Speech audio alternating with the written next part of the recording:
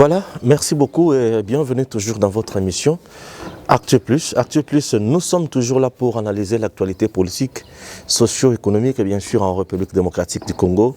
Chers Congolais, la RDC n'est pas une jungle. Les impunités sont là et sont matraquées et sont poursuivies. Et Félix Tshisekedi va en guerre contre tous les bénéficiaires de biens de l'État, de biens mal acquis, tous les bénéficiaires ou tous les acteurs de l'impunité. Ah oui, ça fait très mal aujourd'hui.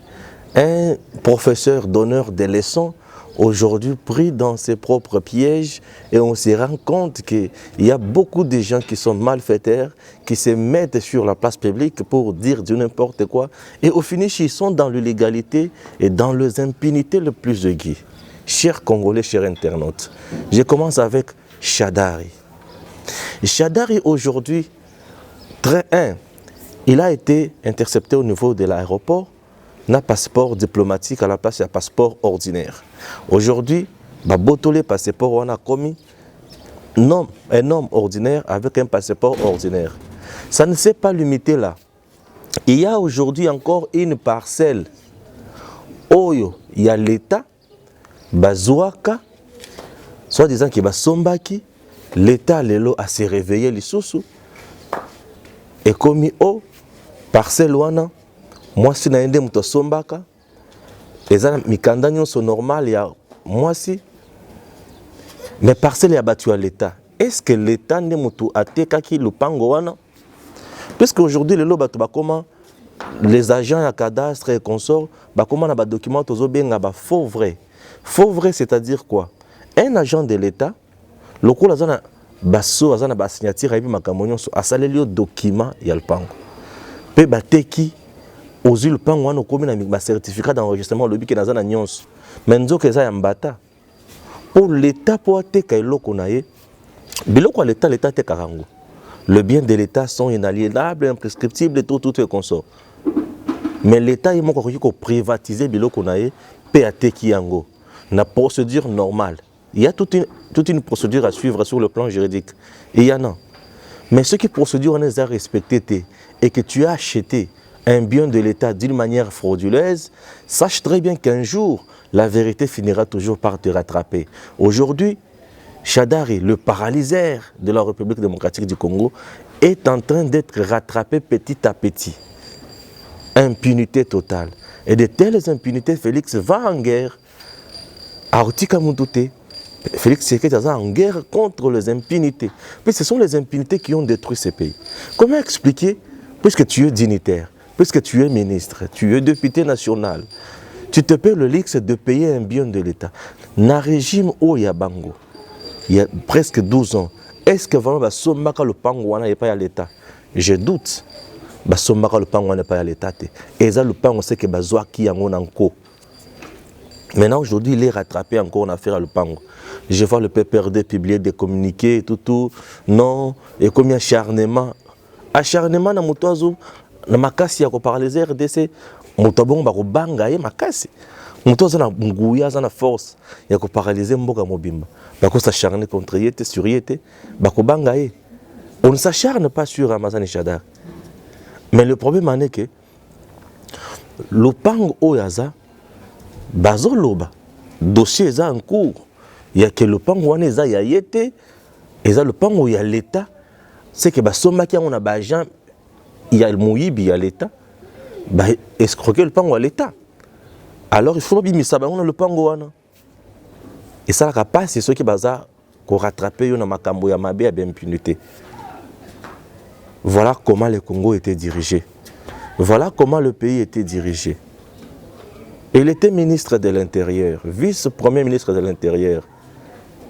Un homme très influent. On l'appelait même gouverneur général. Pourquoi? Puisque aucun gouverneur ne pouvait s'opposer à Shadari. Au Sakani na Tongo na Midi Balongolio. Les assemblées provinciales étaient fermées gauche-droite. À gauche et à droite. Ça et là. Au Sakani Balongolio. J'écoute les Alakiti. Comment vous imaginez quelqu'un qui s'oppose à la barrière à la Cour constitutionnelle? Le président de la République ne dit rien, le Premier ministre ne dit rien, l'Assemblée nationale ne dit absolument rien aussi. Vous voyez comment nous étions dirigés par un club d'amis na kati ya d'impunité. Club d'amis na kati ya d'impunité. Et ce club d'amis na kati ya d'impunité est nyokoli congolais. Donc ba congolais bazaki asijoti. Bazalaki ya kofinama. Na bato soki 15, soki 20 personnes. O babana ko composer club d'amis wana. Yo ko toucher le wapi. Soki oki na parlement bazakuna. Oki na gouvernement bazakuna. Ok, donc bazaki partout. Et le Congo était dirigé comme ça. Vous avez compris que Moutou Oyo azo prétendre que ça va leçon ya moral, azana parcours moko ya mabe. Aujourd'hui mibeko ya mboka ya ngwana zo rattraper. Oza la kaliso sous ministre T. Mais autant on a passeport ya ministre ndenge nini. Ça fait très mal. Lupango ya batu ya l'État oké ko somba, to oké ko zonanko ndenge nini. Les connaissants na arrogance azana ngo na makambo azana ngo na ndimite ke bazwa lupango wana na norme boy. Non. Non. Alors c'est très compliqué et ça fait très mal. Ya kozala na mboka ozali diriger lulingi wana. Bande ko balandi. La vie des Congolais, tango bango bazo botra mapango ya l'État wana, tango bango bazo za mapango ya l'État wana. Vous pensez que la vie des Congolais est facile aujourd'hui en RDC? La RDC passe un très moment très difficile. Les Congolais souffrent. Ici à Kinshasa, en matière de logement, quand tu n'as pas l'argent, tu ne peux pas te trouver une bonne maison. Hein? Je te dis, à Kinshasa, tu n'as pas l'argent, tu ne peux pas te trouver une bonne maison. Pourquoi je dis ça? Mapango comment ya mike bandako ya mike. Ndako déjà sur les $100. Un fonctionnaire a zofutama 130 000 francs. $100 ils a plus de 100, ils a plus que 180 000. Ako futela ndako ya malonga ndenge nini. Et kozala te ako futa mai ndenge nini. Ako futa courant ndenge nini. Ako lisa bana nini. Bana bakotanga ndenge nini. Bana bakolata bilamba nini. Moi si akolata nini nde omona basi mususu lelo po alata malamu kaka soki aboti nde basombeli lamba ya malonga na Congo ekomi moi pasi nde omona bana ebele babima bakomi kosala kindumba na ba papa mikolo na ba député na ba ministre tout ça dans les soucis ya azambongo afutela ta mususu baboti na ye ndako omona mususu lelo bakomi na pasi. Mais ce régime ici, Nesika asunga bana wana, ezaki passe. Ezaki toujours régime d'impunité, bato ba vendre d'impunité na degré moko bozana idete. Nos étudiants aujourd'hui à UNIKIN, à ISC, à USTA, IPC, UPN, UNIKIS, INILU, les étudiants tant bango basi sa classe. Eza pour que nous sala musala nini. Donc na mboka na biso komi ce qui aussi ces classes pose au musala. Il faut bazongisa comme un militant à parti politique. Ceux qui ont commis militant à parti politique, c'est-à-dire qu'on a bandako yembelaye, mingi mututel, mukonzi azali oyo, yewana aumela, oyo tango bandiko yembela batuana, o commis pire petit nano ya bango. Ndesima ba yoko recommander yo na musala, ozu musala. Ceux qui ont sali wana te c'est que commis vendeur ya ba unité kakana coin. C'est que commis côté kaka na zando. C'est que au commis Chayer kaka. Aujourd'hui, batu belé, batangi bazana boanya ma ebele na mboka na biso, les étudiants. Mais le monde d'emploi aujourd'hui en RDC, c'est un autre monde. C'est un monde qui est aujourd'hui dirigé uniquement par les politiques. Parce que ceux qui DG et entreprises, azawana par recommandation sur recommandation. Il y a un parti politique, secrétaire général de la parti politique, président de la parti politique. A recommandé Yekuna. À qui a quota de parti politique. Lui a un quota de parti politique d'entreprise. Lui, à son tour, a cause de parti politique à côté de là. Donc, bateau bakouta libanda pour bakouta d'entreprise, c'est tout un problème. Tout aujourd'hui en RDC est politisé. La méritocratie n'est plus mise en compte, n'est plus mise en valeur. Comment vous voulez que les gens évoluent? Raison pour laquelle vous verrez Tout le monde aujourd'hui veut devenir député, ministre et consort, raison pour laquelle, regardez dans nos partis politiques, il y a beaucoup de jeunes. Et si tu regardes bien ces jeunes-là, sont des licenciés. Des gens qui maîtrisent bien les choses, mais qui préfèrent rester d'abord dans le parti politique longtemps, au chômage également, en train de chanter pour les abrutis, et puis à se retrouver dans Moussala. Ceux qui se retrouvent dans Moussala, et quand il travaille comme ça, il y a toujours le quota de son parti politique.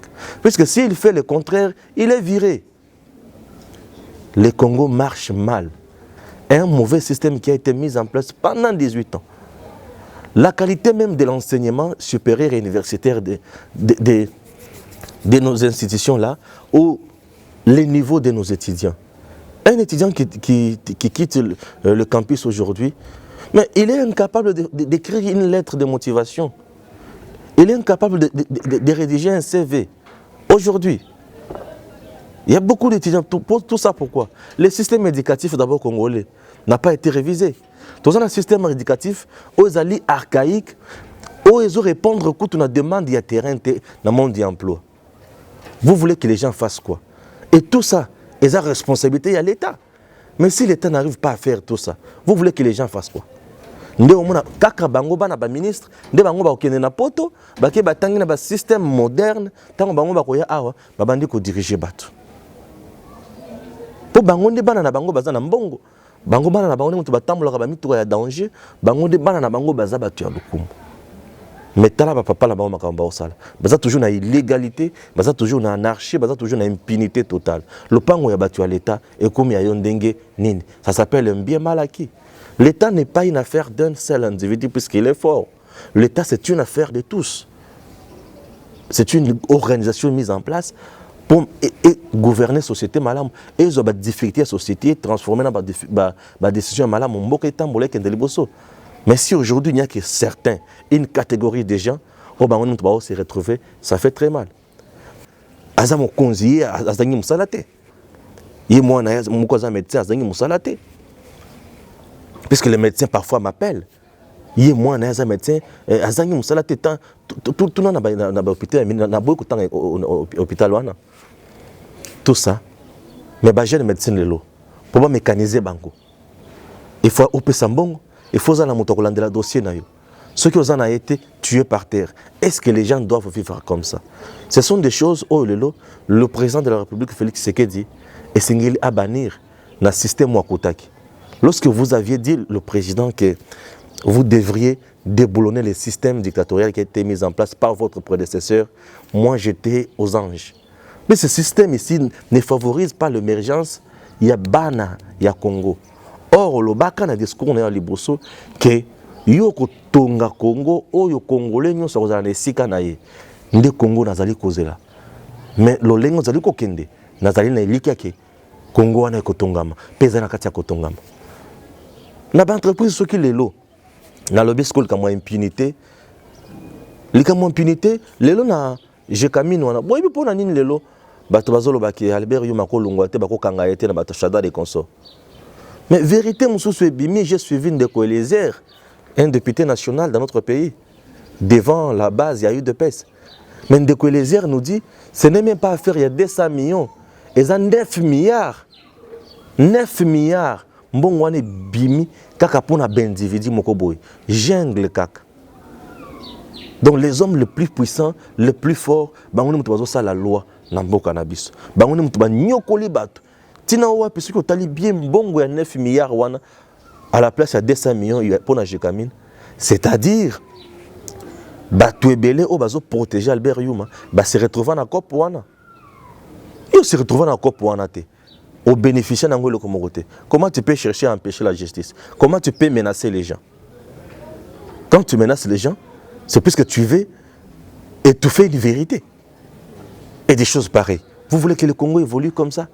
Le Congo est tué par ses propres fils. Les Congolais sont marginalisés par une poignée d'individus. Comment faire pour anéantir un système diabolique pareil?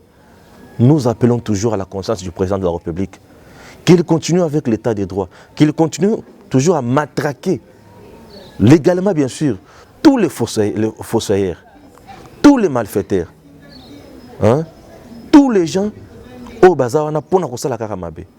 Chers Congolais, chers internautes, nous ne cesserons jamais de dénoncer tout ce qui est faux. Donc on a toujours on a pour topé sa bien information ndenge longo ba. Toza na bosenga ya bato sengele ba diriger mboka na biso malamu. Ah makambo ya Assemblée nationale wana bato balobaki crise ezate. Mais toyoki bato Joseph Kabila toyoki ba source moko boy. Wana ko tunde ko les heures ni a flasher les sources. Alobi ke Joseph Kabila na bato naye baza prêt aujourd'hui à la place Félix a dissoudre l'Assemblée nationale. Bango va sacrifier ka Janine Mabunda, va proposer mutu mususu pe kombo eza déjà lisusu. Oh. Mais bino kolobaki ya crise ezate. Leur mokonzi mboka telemi. Et comme ya ko banga lisusu. Pe ba député national ebele o bazo banga. Oh, ceux qui vont dissoudre l'Assemblée nationale, crise comment grâce passe non, bazo banga ndeki ceux qui ba commun na terrain, ba ko voter bango lisusu te. Ce sont des impopulaires qui ont été nommés par Nanga. C'est connu. Bato basala ba bourrage ya ba urne. Nous sommes là pour vous dire la vérité. Mboka na biso po tambola. Il faut tout longola ba club d'amis o ba sala ba bloc pour na ko fragiliser bato mosusu, pour na ko faire nuire mboka na biso, pour na ko nyokola peuple congolais. Nzambe abatela biso nyonso, abatela mboka na biso. Tokolobela yango tisuka mboka na biso échanger. Pour ceux qui mboka échanger, bato bako vivre malamu. Ceux qui bato va vivre malamu et ko zale sengo ya moto nyonso. Merci beaucoup.